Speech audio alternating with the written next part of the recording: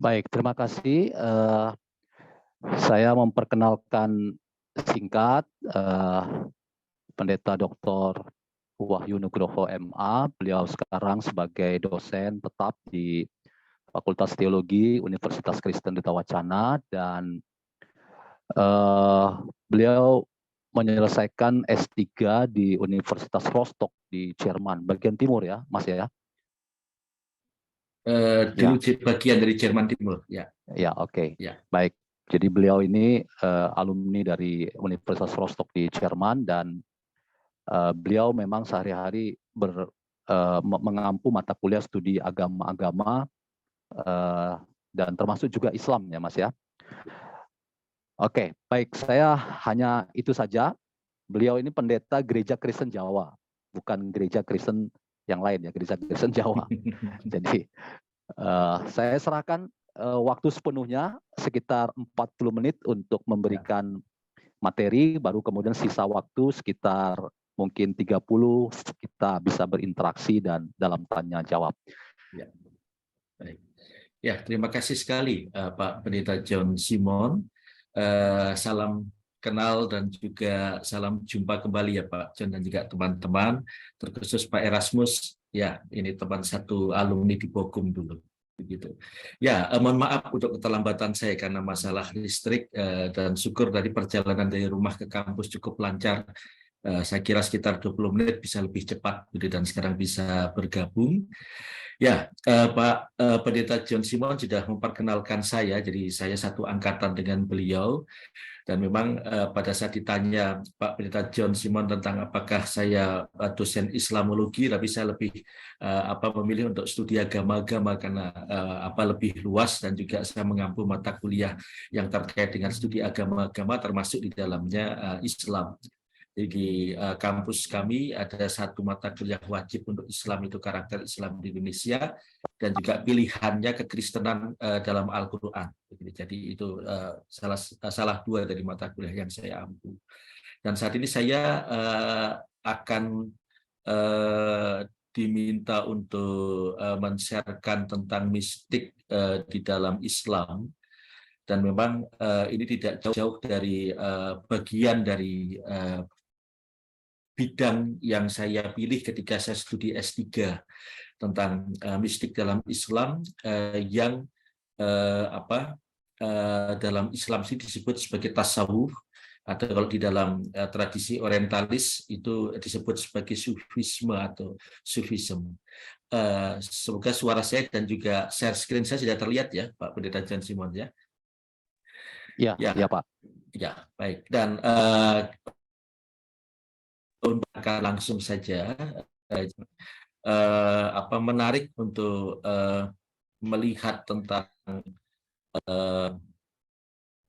dimensi di dalam Islam, karena seringkali ketika kita mendengar tentang Islam, seringkali kemudian yang terpikirkan tentang kita adalah hal-hal yang sifatnya dalam tanda kutip itu yang sering tampil di media sosial, kalau tidak kekerasan dan juga terorisme yang seringkali muncul ketika biasanya saya mengawali mata kuliah karakter Islam di Indonesia dan meminta para mahasiswa untuk menyampaikan apa yang mereka pahami dan mereka kenal tentang Islam, dan mayoritas memang arahnya ke sana, entah itu karena pengalaman perjumpaan mereka atau juga karena mereka mendapatkan itu dari berita-berita atau juga media-media online. Dan saya rasa itu hal yang wajar karena memang seringkali itu yang ditampilkan di ruang publik oleh media dan yang lain terkait dengan Islam.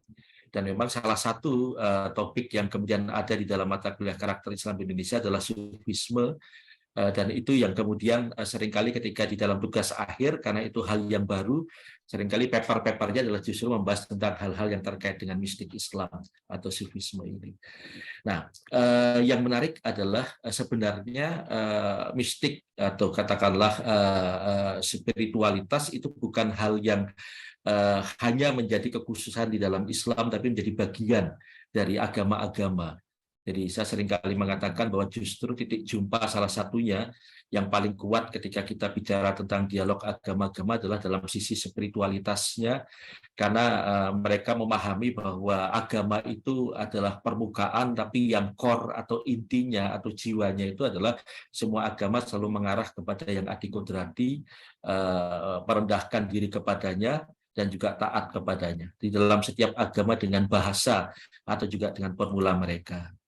Nah, ketika bicara tentang mistik, maka kita tidak lepas dari kata misteri yang kemudian bukan dipahami sebagai misteri-misteri horor dan seterusnya, tetapi secara khusus kepada yang berkaitan dengan sesuatu yang melampaui akal atau pengalaman indrawi. Atau dalam katakanlah seorang tokoh yang membahas secara khusus tentang studi agama dan juga terkait dengan mistik di dalam agama, Rudolf Otto menegaskan bahwa setiap agama itu memiliki pengalaman mistik, tremendum et fascinans. Jadi ada sesuatu yang menggetarkan hati tetapi menakjubkan, dan setiap agama itu apapun juga termasuk aliran kepercayaan pasti ada dimensi-dimensi itu.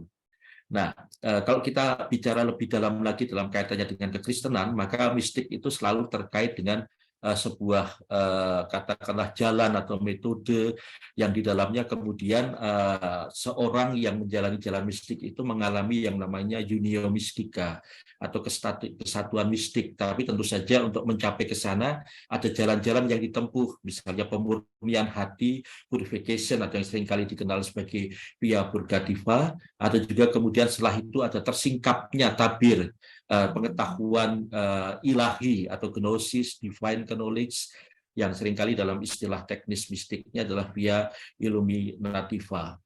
Nah, ini sebenarnya tiga hal ini adalah jalan-jalan mistik yang hampir ditemukan dalam setiap tradisi agama dan tentu termasuk di dalamnya Islam.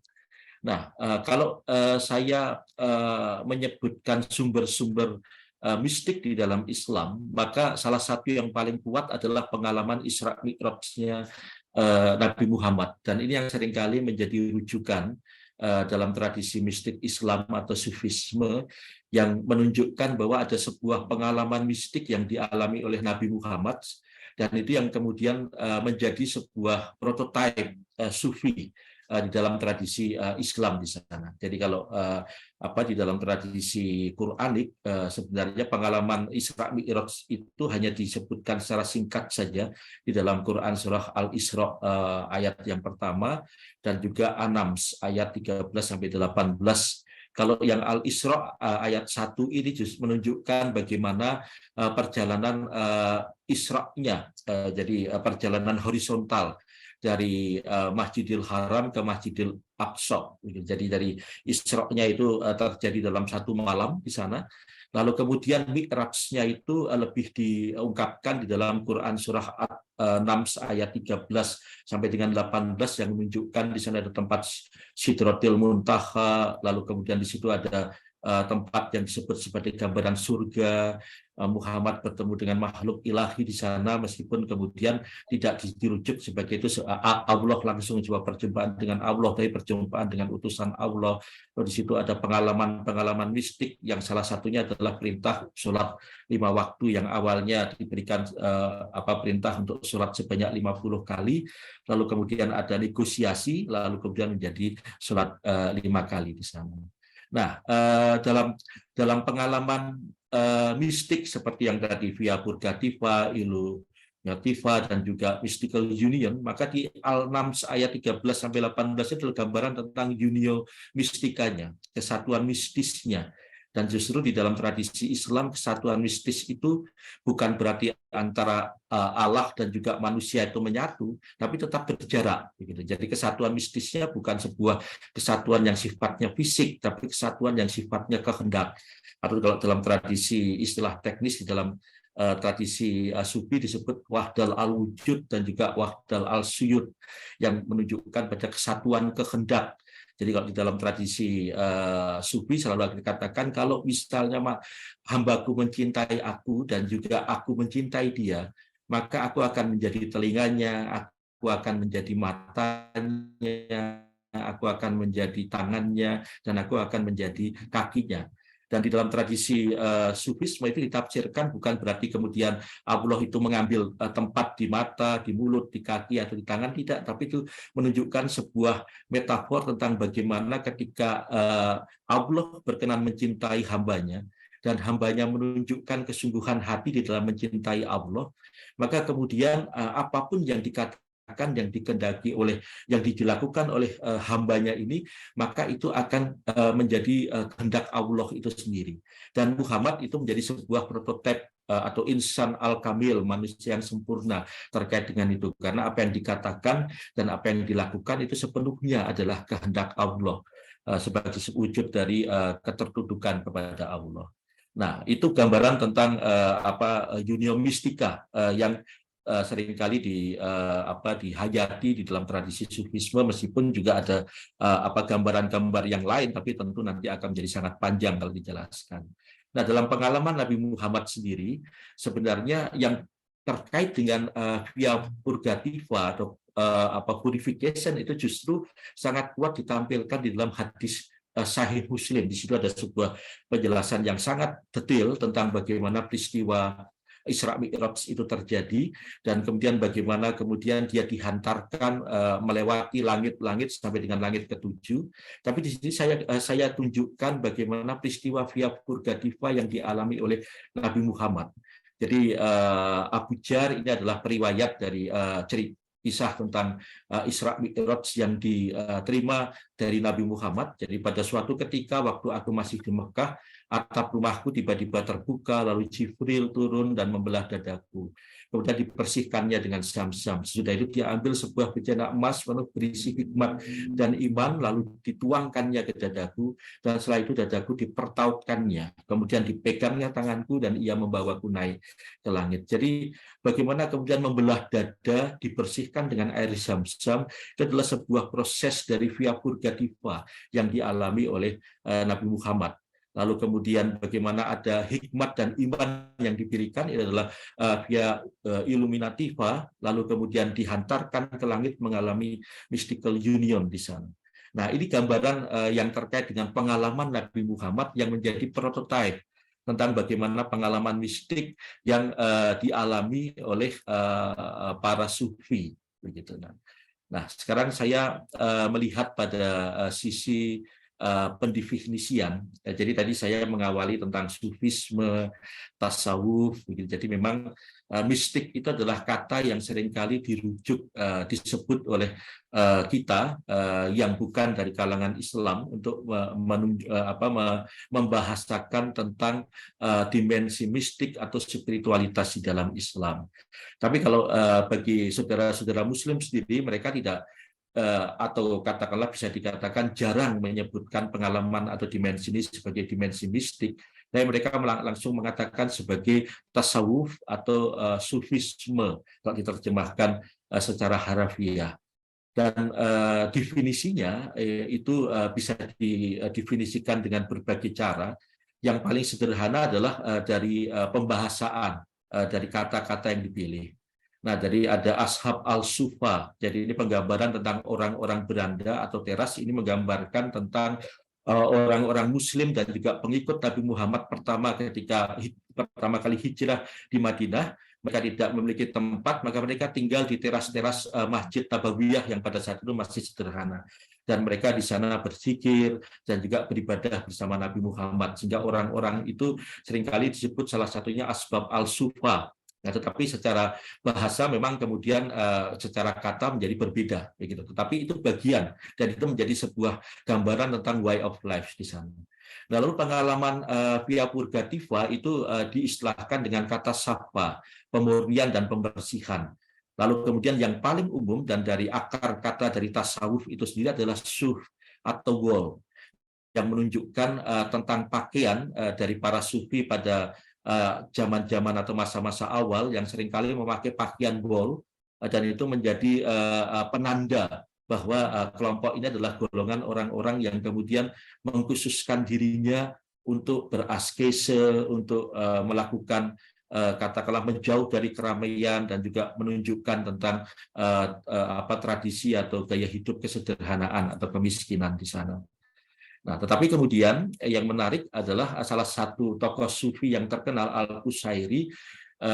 Dia menuliskan sebuah buku yang kalau di dalam bahasa Inggrisnya Epistle of Tasawuf atau Epistle of Sufism atau Risalah Tasawuf begitu, dan dia menjelaskan tentang bagaimana tokoh-tokoh sufi awal tapi juga kemudian konsep-konsep dasarnya. Dan memang kalau orang yang serius mengkaji tentang sufisme, memang buku Al-Qusairi itu menjadi buku wajib untuk dipahami. Tapi yang menarik adalah ketika dia mencoba mendefinisikan tentang siapa itu sufi atau sufisme, dia mengatakan bahwa banyak sekali pemaknaan tentang sufisme dan tidak ada pemaknaan tunggal. Kalau misalnya memaksakan tunggal, maka terjadi perdebatan karena masalahnya terletak pada sufisme atau katakanlah pengalaman mistik atau pengalaman spiritual itu sifatnya personal. Jadi tidak bisa digeneralisir. Dan itu yang kemudian dipahami oleh para sufi, sehingga kemudian para sufi itu mendefinisikan tentang sufi itu dengan berbagai macam konsep yang berangkat dari pengalamannya sendiri tentang bagaimana dia menjalani jalan sufi itu. Sehingga kalau di dalam buku Epistle of Sufism dari Al-Qusairi itu kita akan menemukan banyak sekali definisi yang merujuk pada definisi yang diberikan oleh tokoh-tokoh sufi. Saya memberikan beberapa saja dari Al-Junaid, ini tokoh sufi yang terkenal sekitar abad 9-10 Masehi semasa dengan Al-Halaj. Dia mengatakan bahwa sufi adalah ketika seorang keluar dari karakter atau perilaku yang buruk dan masuk kepada karakter atau perilaku yang baik dan mulia. Jadi di sini Al-Junaid menekankan bahwa sufisme atau katakanlah secara general dikatakan sebagai dimensi mistik di dalam Islam itu tidak melulu terkait tentang bagaimana keterhubungan saya dengan Allah, tetapi bagaimana keterhubungan saya dengan Allah itu ditunjukkan dengan karakter yang baik, yang mulia, karakter moral atau akhlak yang mulia di dalam perilaku keseharian. Itu Al-Junaid. Jadi sufi tidak melulu terkait dengan askese, tapi sufisme juga adalah orang-orang yang menyatu dalam kehidupan bersama dan menunjukkan akhlak yang baik dan mulia. Nah, ada juga kemudian Abu Hamzah Al-Baghdadi, seorang tokoh sufi juga yang terkenal dari Timur Tengah. Dia mengatakan bahwa seorang sufi adalah tetap miskin walaupun kaya, rendah hati walaupun dipermuliakan, dan merasa bukan siapa-siapa walaupun telah menjadi terkenal. Nah, dia juga mengatakan ternyata sufi itu juga ada namanya sufi yang salah atau the false sufism. Dia mengatakan sufi yang salahnya adalah memperkaya dirinya setelah menjadi miskin, mencari kemuliaan setelah direndahkan, dan mencari kepopuleran setelah dijadikan bukan siapa-siapa. Dan ini mungkin kalau kita gambarkan nih orang-orang yang seringkali flexing misalnya, selfie misalnya di situ ya. Tapi kalau di sini Al-Baghdadi ketika mengatakan miskin walaupun kaya, rendah hati walaupun dipermuliakan, bukan siapa-siapa walaupun telah menjadi terkenal. Yang menarik dari konsep ini adalah ternyata sufi tidak melulu menghindari kekayaan atau menghindari posisi-posisi mulia, tidak. Tapi jadi menunjukkan tentang ketidakkemelekatan, ketidakterikatan kepada hal-hal yang sifatnya material, duniawi. Sehingga ketika dia punya apa-apa, dia kemudian menunjukkan diri tetap sederhana, tetap rendah hati. Jadi karakter hati di sana. Dan ini sebagai bagian yang juga penting di dalam tradisi sufi. Nah, dari itu adalah dua saja, meskipun akan lebih banyak kalau misalnya nanti teman-teman berkesempatan membaca buku-buku terkait dengan sufisme, akan banyak sekali definisi yang diberikan. Nah, tetapi di sini kemudian saya akan masuk ke dalam sejarah singkatnya saja. Jadi, ketika tadi saya katakan sufisme itu terkait dengan jalan mistik. Di dalam tradisi Islam, sufi pertama-tama justru bukan sebagai sebuah katakanlah yang geraknya itu terkait dengan yang sifatnya rohani, tidak, tetapi justru adalah sebuah gerakan sosial pada saat itu. Jadi satu memang dalam kerangka untuk meneruskan spiritualitas Nabi Muhammad, tetapi di sisi lain berhadapan dengan kondisi masyarakat Muslim pasca Nabi Muhammad meninggal dan ketika menjadi dinasti Umayyah, ketika kondisi masyarakat Islam pada saat itu menjadi sangat korup dan mengandalkan kemewahan dan berfoya-foya. Sehingga kemudian sebagai wujud protesnya, maka dia menarik diri dari situasi masyarakat seperti itu dan mencoba mengidentifikasikan diri bahwa pengikut Nabi Muhammad yang benar itu seperti ini sebetulnya, tidak korup, tidak melakukan hal-hal yang sifatnya hedonisme. Dia tidak melakukan demo atau protes secara anarkis, tapi dia protes dengan tanpa kekerasan. Jadi seperti mungkin Gandhi, Ahimsa. Jadi dia lebih memilih menarik diri sebagai tanda bahwa saya tidak setuju dengan lifestyle atau gaya hidup seperti itu. Nah, dengan gaya hidup seperti itu kemudian muncul pengalaman-pengalaman spiritual, mistik yang memunculkan, kemudian ada tokoh-tokoh yang diteladani. Dan dalam tradisi Sufi, tokoh-tokoh awal itu mereka tidak pernah menulis buku. Jadi tradisi menulis buku itu baru mulai pada abad ke-9 Masehi, Al-Qusairi salah satunya, lalu kita mulai menjadi sangat kuat ketika di masa Ibnu Arabi dan juga Al-Ghazali. Jadi pada saat itu tokoh-tokoh itu yang mencatat adalah para pengikutnya, yang mencatat apa yang dikatakan dan mencatat apa yang dilakukan oleh para tokoh-tokoh sufi ini. Sehingga kemudian ada penekanan pada wali, dan ini seringkali bertentangan dengan Islam ortodoks yang otoritas keagamaannya itu terletak pada ulama. Sehingga pada abad ke-10, 11 itu seringkali ada konflik antara ulama dan juga tokoh-tokoh sufi ini, yang puncaknya pada tokoh yang namanya Ibnu Taimiyah, yang sangat menentang tentang apa yang dilakukan oleh tokoh-tokoh sufi, sehingga ada ketegangan antara katakanlah tokoh sufi dengan para ulama. Nah, lalu pada masa Al-Ghazali ada rekonsiliasi bahwa sufi itu tidak di luar Islam, karena seringkali dugaannya adalah karena Ibnu Arabi itu sangat kuat tentang dimensi filsafatnya, sehingga seringkali dituduh bahwa sumber sufinya itu bukan dari Al-Quran, tetapi dari filsafat Yunani, dari katakanlah Plato dan seterusnya, sehingga dianggap sebagai sesat atau bidah. Nah, Al-Ghazali ini yang kemudian merukunkan atau merekonsiliasikan ketegangan antara sufisme dan juga ulama atau katakanlah fikih begitu. Sehingga kemudian disebut sebagai ada sebuah keutuhan yang kemudian menggambarkan sebagai Islam begitu. Dan saya kalau misalnya merujuk ke yang lebih, saya akan nanti kembali lagi. Nah, ini gambarannya. Jadi kalau di dalam Islam itu ada dimensi yang namanya syariah, ada yang dimensi yang namanya tarikoh, dan ada yang hakikoh. Nah, ulama seringkali kemudian atau fikih itu berada di dalam tataran syariah, di permukaan. Nah, sementara para sufi seringkali mengidentifikasikan dirinya sebagai jalan menuju hakikat yang menjadi core di dalam Islam itu sendiri. Nah, ini yang seringkali menjadi perdebatan. Nah, Al-Ghazali yang kemudian mendamaikan dengan mengatakan bahwa tidak ada pembedaan.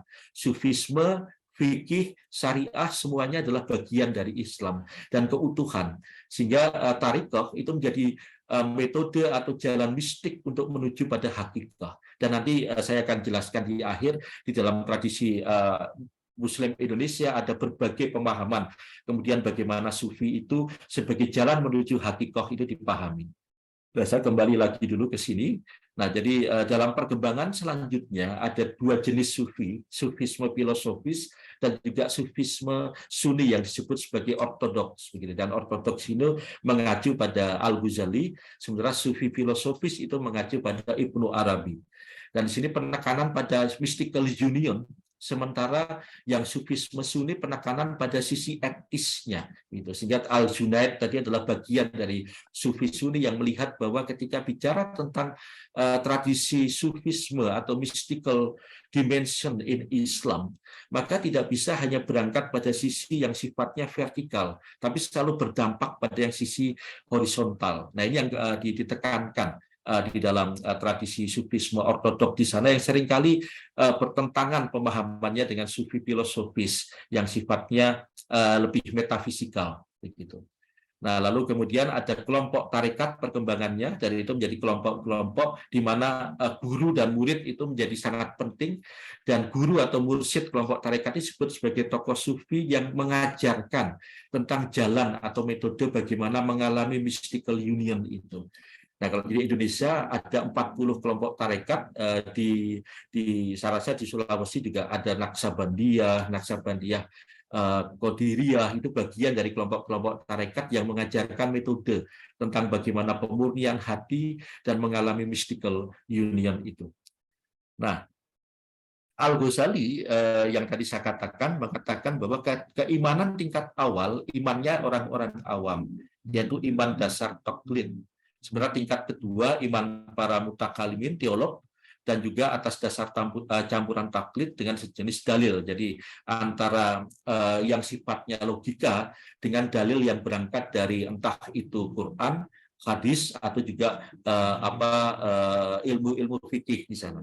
Lalu tingkatan yang masih dekat dengan kaum awam dikatakan oleh Al-Ghazali. Tapi tingkat yang ketiga itu adalah imannya para arifin atau sufi. Jadi kalau di dalam tradisi Islam itu yang menuju pada pengetahuan itu ada dua, yaitu ilmu dan juga arif atau makrifat istilahnya. Nah, kalau ilmu itu merujuk pada pengetahuan-pengetahuan yang sifatnya rasio atau logika, tapi makrifat atau gnosis yang akar katanya dari arafa, lalu kemudian menjadi arif, begitu orang-orang yang arif itu pengetahuannya bukan hanya dari rasio, tapi juga pengetahuan yang sifatnya gnosis, divine knowledge di situ. Nah, oleh karena itu Al-Ghazali mengatakan di dalam tradisi Islam ternyata para sufi itu ada pada level yang lebih tinggi karena dia bisa tahu hal-hal yang tidak diketahui oleh para teolog dan juga para kaum awam di situ.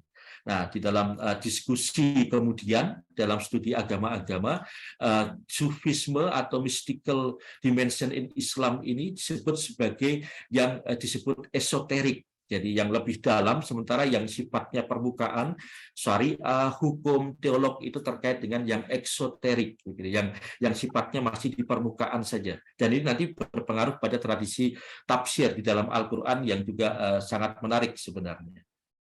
Nah, lalu kemudian di sini yang lebih jelas bagaimana aku mengetahui secara yakin bahwa para sufi itu adalah orang benar yang telah menempuh jalan Allah secara khusus. Jadi dia melampaui para filosof, lalu melampaui para ulama dan seterusnya.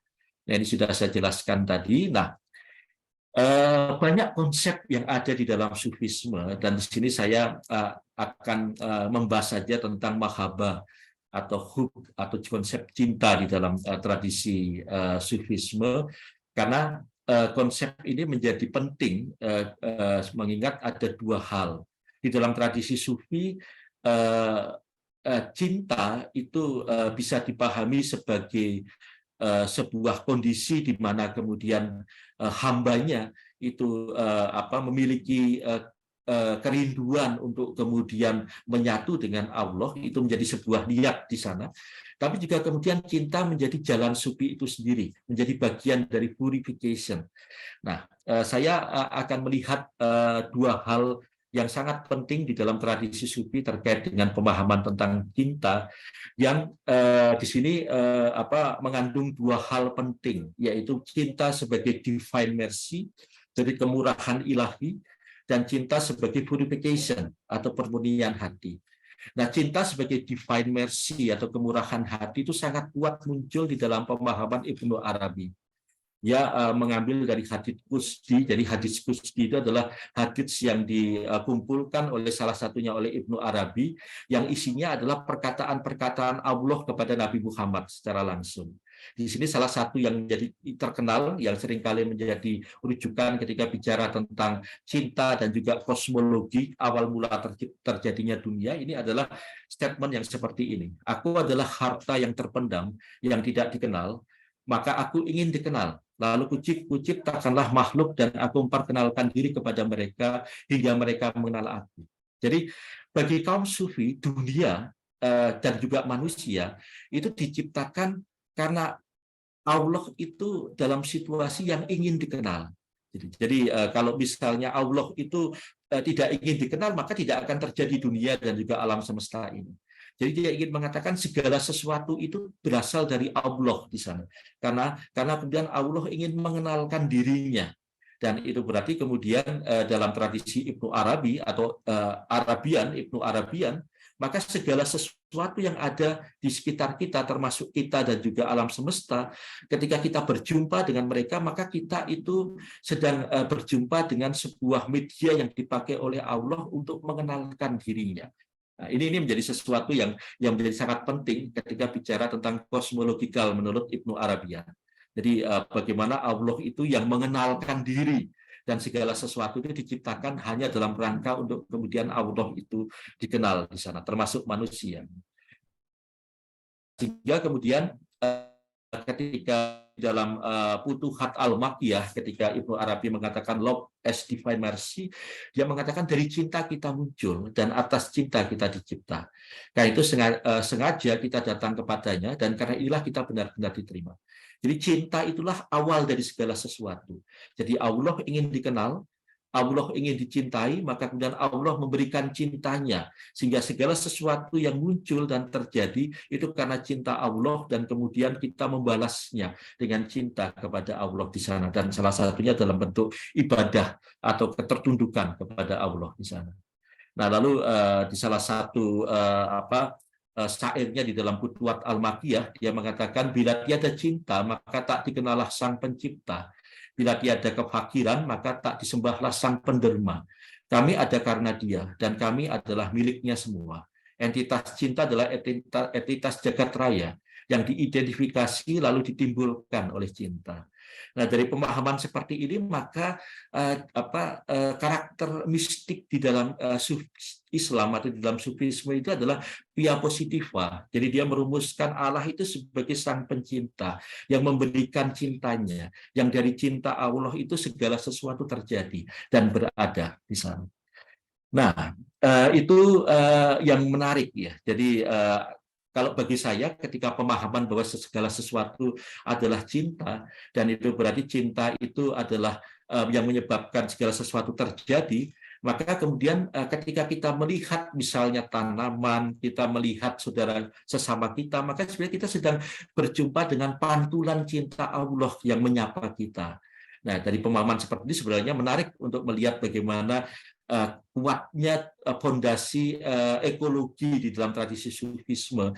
Karena ketika merusak alam, maka itu berarti merusak pantulan dari Allah sendiri yang dinyatakan di dalam ciptaannya. Nah, itu salah satu implikasi dari pemahaman Ibnu Arabi terkait dengan cinta sebagai divine mercy di situ. Nah, lalu kemudian saya masuk ke dalam bagian yang kedua, cinta sebagai purification, pemurnian. Ini tokoh yang sangat kuat terkait dengan ini adalah Jalaluddin Rumi, yang saya rasa itu akrab di dalam masyarakat Indonesia. Lalu juga Rabi'ah Al-Adawiyah yang memakai cinta sebagai sebuah pemurnian untuk kemudian mencintai Allah seperti apa adanya tanpa ada keinginan atau motivasi apapun. Nah, salah satu kisah yang terkenal terkait dengan Rabi'ah Al-Adawiyah adalah ketika Hasan Al-Basri, salah satu tokoh sufi pertama di tradisi Islam, bertanya kepada Rabi'ah. Rabi'ah Al-Adawiyah adalah salah satu sufisme perempuan di dalam tradisi mistik Islam, atau sufi perempuan di dalam tradisi sufisme. Rabi'ah, kapan kau akan menikah? Rabi'ah menjawab, pernikahan hanya akan membuat seorang terikat kepada orang lain. Di manakah eksistensi di sini? Aku bukanlah pemilik diriku sendiri, aku adalah miliknya dan berada di bawah kehendaknya. Kamu harus meminta izin kepadanya. Hasan menjawab, oh Rabi'ah, bagaimana kau memperoleh pengetahuan itu? Rabi'ah menjawab dengan melenyapkan segala sesuatu ke dalam dia. Jadi cinta Arabiah kepada Allah itu adalah cinta seorang hamba kepada tuannya. Dan ini memang dilatar belakangi dari latar belakang Rabiah yang adalah seorang budak perempuan, yang kemudian dia menempatkan bagaimana posisinya sebagai budak itu sebagai sebuah latihan rohani untuk mencintai Allah sebagai tuannya. Dan di situ dia melenyapkan segala keinginan dan juga egonya. Dan disitulah dia mendapatkan yang namanya ma'rifat atau pengetahuan ilahi. Dan itu yang ditegaskan di dalam kisah ini. Nah, lalu kemudian cinta kepada Allah dari seorang Rabi'ah sangatlah total. Bahkan membuat tidak ada lagi ruang untuk hadirnya kebencian. Jadi ada yang bertanya kepada Rabi'ah, apakah kau membenci setan? Rabi'ah menjawab, setelah hadirnya cinta yang berbelas kasihan, aku tidak lagi memiliki waktu untuk membenci setan. Aku melihat Nabi Muhammad, dalam mimpi dan ia bertanya kepadaku, apakah kau mencintaiku? Aku menjawab, ya Rasul Allah, siapakah yang mencintaimu? Sungguh cinta kepada sang kebenaran telah memenuhiku, sehingga tiada lagi ruang untuk mencinta atau membenci yang lain.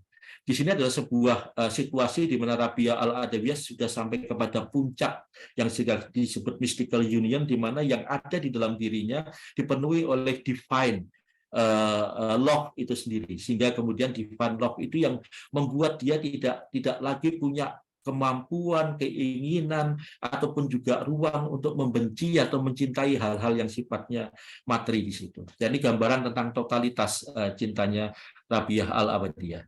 Lalu kemudian cinta kepada Allah bukanlah cinta yang buta. Cinta kepada Allah merupakan bagian integral dari sebuah ibadah. Nah, di pertanyaan kepada Rabi'ah tentang cinta, Rabi'ah menjawab, cinta turun dari kekekalan dan melewati kekekalan, tentang Allah yang menjadi tujuan cinta. Tetapi berlaku demikian. Dia mencintai mereka dan mereka mencintai dia. Lalu mereka kembali bertanya, apakah kau melihat dia yang kusembah dalam hal ibadah? Rabi'ah menjawab, jika aku tidak melihat dia yang kusembah, aku tidak akan beribadah kepadanya. Nah, kata melihat di sini bukan melihat secara fisik, tapi adalah kemampuan Rabi'ah Adawiyah untuk melihat secara batin dan juga melihat secara clear apa adanya tentang segala sifat dan nama Allah yang kemudian dialami oleh Rabi'ah. Dan itu yang menuntun dia untuk beribadah secara murni tanpa ada motivasi apapun di situ. Nah, di sini ada beberapa puisi-puisi tentang cinta yang diungkapkan oleh Rabi'ah Al-Adawiyah. Nanti akan saya sharekan kepada Pak John, dan Pak John nanti bisa meneruskan pada teman-teman di situ. Sini ada cinta kepada Allah yang menyebabkan terbukanya selubung atau hijab, juga menunjukkan pada sebuah pemurnian hati.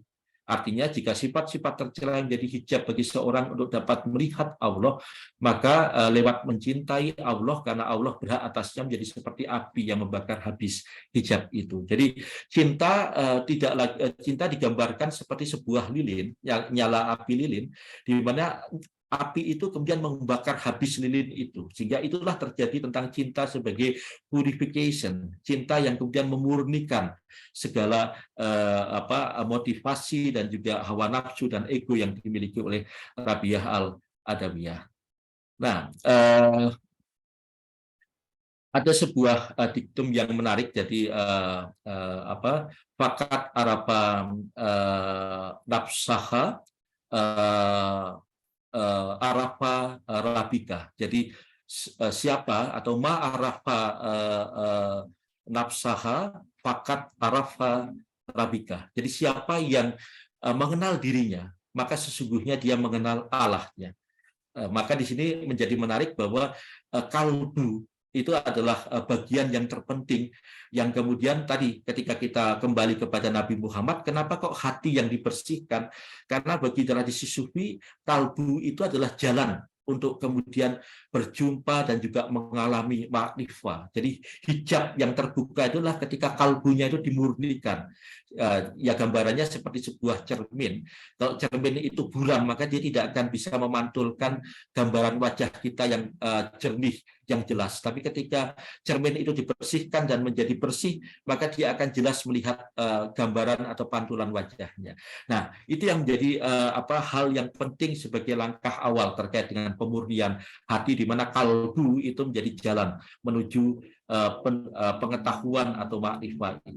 Nah, sekarang saya akan masuk ke dalam secara singkat saja tentang bagaimana kemudian efek sufisme atau dampak sufisme bagi Muslim di Indonesia. Saya selalu mengatakan kepada para mahasiswa saya bahwa para sufi ini adalah salah satu alasan kenapa Islam menjadi mayoritas di Indonesia.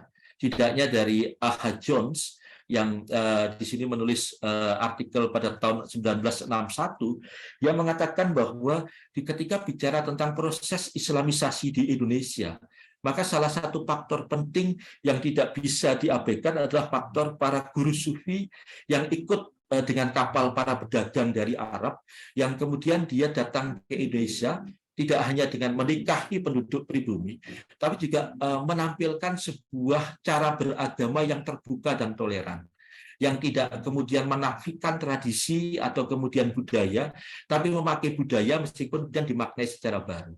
Dan ini yang menjadi bagian penting yang dilihat oleh Ahad John yang menjadi alasan kenapa Sufi punya dampak sangat penting di dalam proses Islamisasi di Indonesia pada saat itu.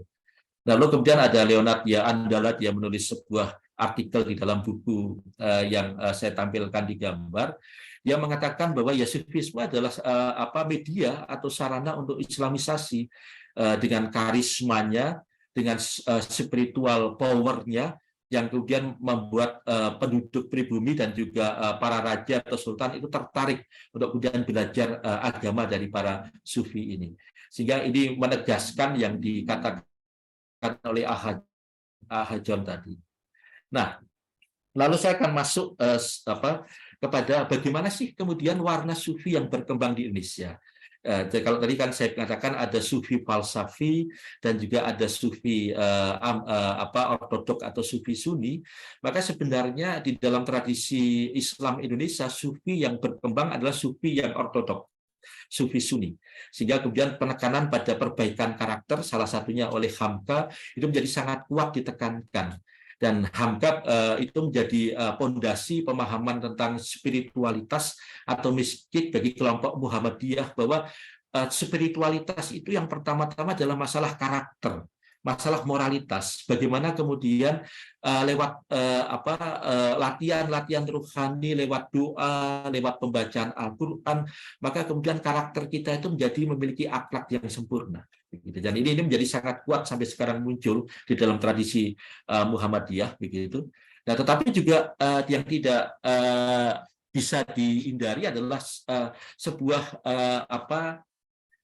katakanlah praktek yang menarik yang sekarang sering muncul. Jadi ada sufi personal. Kalau di Jogja ini ada Cak Gus, dia pengasuh pondok pesantren Maula Rumi yang salah satu bimbingan saya dulu mencoba mengkaji tasawuf dan terkait dengan kondisi zaman, dan dia secara khusus meneliti tentang pondok pesantren Maulana Rumi di Yogyakarta. Nah, Cak Gus ini dia tidak pernah dibaiat atau katakanlah mengikuti seorang guru tertentu seperti yang dilakukan oleh tarekat kelompok-kelompok sufi, tapi dia belajar dengan cara membaca karya-karya sufi Al-Ghazali, Jalaluddin Rumi, Al-Qusairi, lalu kemudian dilengkapi dengan ilmu-ilmu yang lain. Kemudian dia memiliki pengetahuan tentang bagaimana memahami sufi secara esoterik.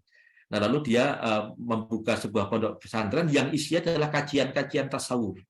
Nah, kalau di Semarang ada Kiai Budi juga yang sama. Jadi kajian-kajian ini jadi isinya adalah bagaimana kemudian dia mengkaji tentang kitab-kitab para tokoh sufi dan kemudian dijelaskan secara dengan bahasa yang sederhana untuk kemudian bisa dipahami oleh kaum awam dan itu bisa menjadi inspirasi. Dan ini yang terjadi, dan juga teman-teman bisa juga melihat di channel YouTube-nya Maulana Rumi atau Cak Gus, dia sangat giat di dalam tasawuf di media sosial, terutama YouTube. Di situ teman-teman bisa mendengarkan bagaimana dia mencoba menjelaskan kitab-kitab tertentu di dalam sufisme dan menguraikannya secara sederhana, dan itu bertujuan untuk kemudian para pendengarnya bisa belajar dan juga berlatih untuk memiliki akhlak dan karakter yang baik dan yang sempurna sebagai seorang muslim. Dan dalam percakapan-percakapan kami mereka menampilkan sisi yang sangat toleran dan juga sangat terbuka terhadap isu-isu apapun, termasuk LGBT misalnya. Dia tidak pernah mau menghujat, tapi dia mengatakan ya kami berbeda dengan mereka. Misalnya ketika bicara tentang radikalisme dan seterusnya. Dan yang terakhir adalah tarekat. Ini adalah disertasi saya. Jadi tadi ada karakter yang sifatnya pribadi, tetapi juga ada kajian-kajian tasawuf yang kemudian memberikan inspirasi secara personal kepada orang-orang muslim atau siapa saja yang mendengarkan tausiahnya, dan itu kemudian membuka jalan untuk dia melakukan yang namanya introspeksi diri, lalu kemudian tobat, lalu kemudian melakukan zikir, dan kemudian berdampak pada perilaku keseharian. Nah, kalau yang kelompok tarekat ini lebih sistematis, karena di situ saya katakan tadi ada murid dan juga ada guru. Dan guru ini adalah yang sudah dibaiat, yang sudah mendapatkan ijazah, kan sudah mengalami yang namanya puncak perjalanan sufi atau mystical union, atau yang dikenal sebagai fana al-baka atau katakanlah ekstase di situ.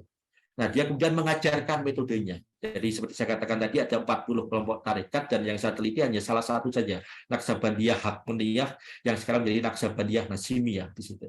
Nah, itu disertasi saya, tapi saya menulis mencoba menerjemahkan sebagian dari bab disertasi saya ke dalam artikel yang ada di sini. Jadi berkaitan dengan keterlibatan sosial, lalu berkaitan dengan interreligious dialog. Di sini saya ingin menunjukkan bahwa ternyata sufi di dalam kelompok tarekat ini menunjukkan bahwa sufisme bukan sebuah tradisi yang menarik diri dari keramaian, yang menjauh, yang menjadi sangat eksklusif, tidak, tetapi justru mendorong orang untuk tetap masuk di dalam kehidupan keseharian, tapi menampilkan sebuah cara beragama dan cara menyikapi hidup itu lebih tenang, karena sebagai bagian dari devosi dia. Jadi ketenangan di dalam menghadapi segala situasi kehidupan dan berelasi dengan orang lain itu menjadi bagian dari latihan rohani, begitu. Nah, termasuk di dalamnya adalah interreligious dialog, berjumpa dengan mereka yang berbeda agama, bercakap-cakap, berelasi, membangun toleransi, itu bagian dari latihan rohani mereka.